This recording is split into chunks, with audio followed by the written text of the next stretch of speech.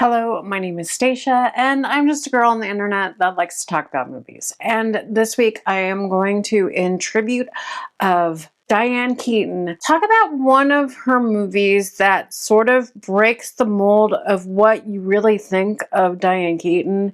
And it is going to be 1977's Looking for Mr. Goodbar. 1977 was quite a year for Diane Keaton. It's the year of Annie Hall. It's the year she wins Best Actress. And while she doesn't get nominated for the Academy Award, probably because she was nominated for Annie Hall, she does get nominated for the Golden Globe for Best Actress. And it's really her movie. This is a portrait of a woman who seemingly, is this woman who lives a straight and narrow life in her daytime. At night, she cruises bars looking for males to have extreme relations with. She's kind of looking for that danger. She grew up in a repressive household, and when she came of age, things started to turn for her. She has an older sister played by Tuesday Weld. She plays Catherine Dunn, and she is the wild sister. She is also considered the beautiful sister, and Teresa was always considered the, rock of the family. She had issues growing up with her health that, made it difficult for her to do things, and she wasn't as beautiful as her older sister. And there's another sister who is like the mother and wife one. So she's stuck in the middle, and she is basically letting her freak flag fly at night. And this comes with some danger to it by doing that, especially it is set in the 70s. It has a great late 70s disco soundtrack. The town that it takes place in is not really stated in the movie, but it's obviously New York City of that time.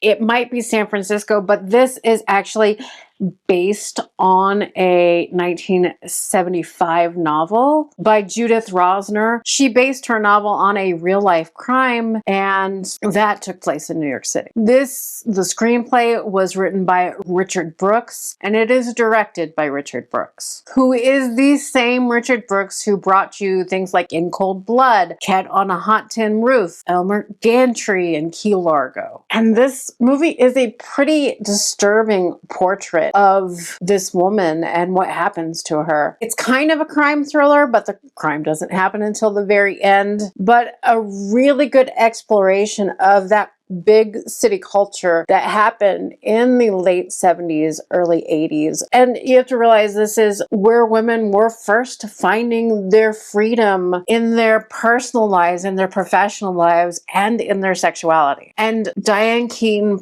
does such a good job of playing that line of, by day, I am a normal straight-laced person, and at night, I'm just trying to find myself. And this is why I find it essential viewing for understanding what a great actress Diane Keaton was. She has such a great legacy. And this movie, it has its problems. It's a little too long. And looking at it from today's lens, some of the plot lines are questionable, but it is kind of based on a true story, and it's not that far of what actually happened. And the book that it's based on was a huge hit, as is this movie, a huge hit. It was made for under $2 million and makes over $22 million at the box office. In some weeks of sampling, it was the #1 movie. It did compete against the Star Wars and the Annie Halls of its time, but still, nonetheless, a huge hit movie. If you adjust its gross for inflation, it made almost $115 million at the box office. And like I said, it has such a good disco soundtrack, late 70s soundtrack, filled with hits from the time, which was kind of a problem for this movie because at the time in 1977 when it was made, you didn't foresee the home video market, especially not the DVD market, especially not the streaming market. And what oftentimes happens in these cases where you have a movie that relies so much on hit songs and commercial songs that weren't written for the movie, you end up with some licensing issues. So this movie was for a long time not available. It didn't have a DVD release until the last couple of years because of licensing issues with the popular songs that are in the movie. It had a limited VHS release also. But thankfully, you can now revisit this movie if it is available on certain services and get to see this stunning out-of-the-box performance by Diane Keaton. And the other people that star in this movie, Tuesday Weld was actually nominated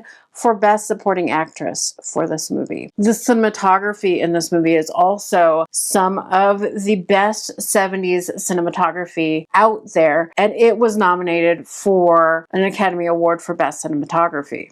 And that is thanks to William Fraker, who was also the cinematographer of things like Bullet and One Flew Over the Cuckoo's Nest. He even is the cinematographer of the movie War Games from the 80s. Some very good low light cinematography in this film that captures the mood of that moment perfectly. You also have quite the cast in this movie when they're just starting their careers. You have established talents at this point like Diane Keaton and Tuesday Weld, who are really the centers of this movie, but you have people that are actually just starting out that become much bigger stars after this movie. This is an early role for Richard Gere. There is an interesting scene with Tony and Diane Keaton's character when they first meet, where she is actually reading the Godfather book, and he's like, "Oh, the Godfather, I saw the movie, and Al Pacino was really great in that," something along those lines. And, you know, we all know that Diane Keaton was in the movie The Godfather and The Godfather Part 2. It's actually refreshing because most of the time when you have movies and they're set in a certain time, or modern day movies, they're oblivious to pop culture in the movies or movies that come out during that time. So it is kind of refreshing to acknowledge a huge hit movie of that day where one of the stars of that movie is in the movie.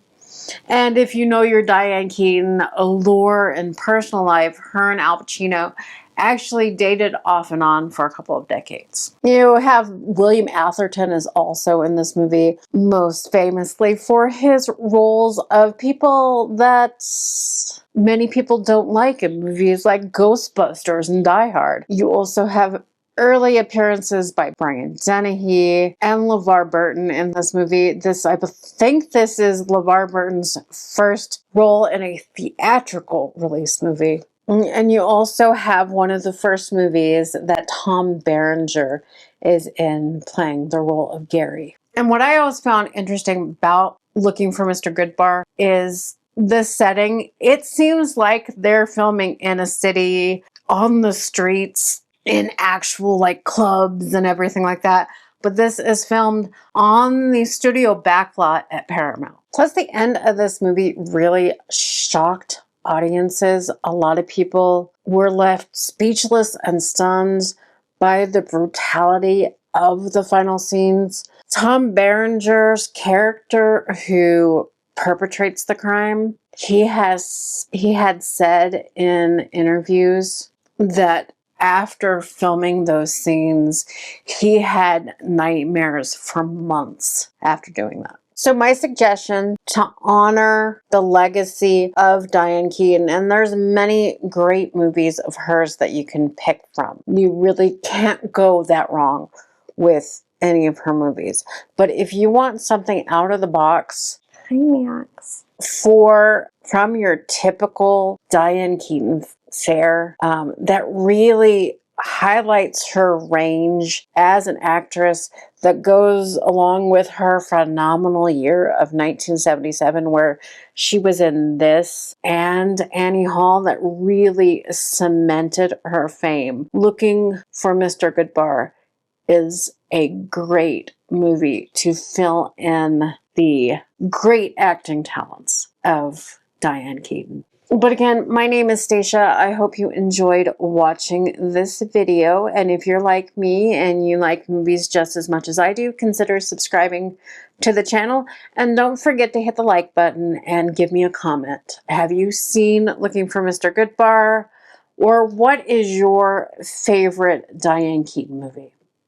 But I will see you next time. I love you all. Bye.